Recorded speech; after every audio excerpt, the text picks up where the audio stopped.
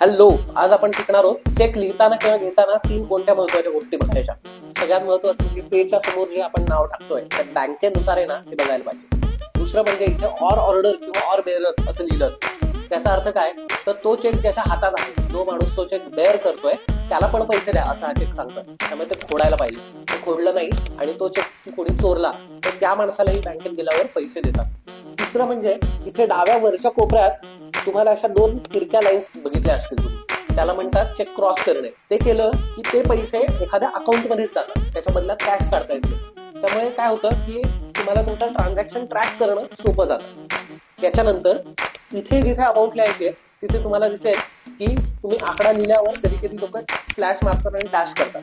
ते खूप महत्वाचं आहे, कारण ते केलं नाही तर तिथे एखादा शून्य वाढवून लोक जास्त पैसे तुमच्याकडनं घेऊ शकतात. किंवा इथे जर शब्दात लिहित आहे तिथे तुमचा सगळी अमाऊंट लिहून झाली की तिथे इंग्लिशमध्ये ओनली आणि मराठीत फक्त असं लिहायला विसरू नका. यानंतर शेवटचा आणि महत्वाचा मुद्दा म्हणजे डेटचा.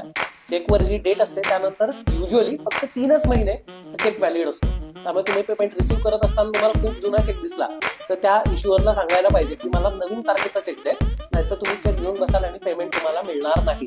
तुम्हाला ही माहिती कशी वाटली आम्हाला नक्की सांगा आणि अशा माहितीसाठी पैशाच्या झाडला फॉलो करा. थँक्यू. जय हिंद.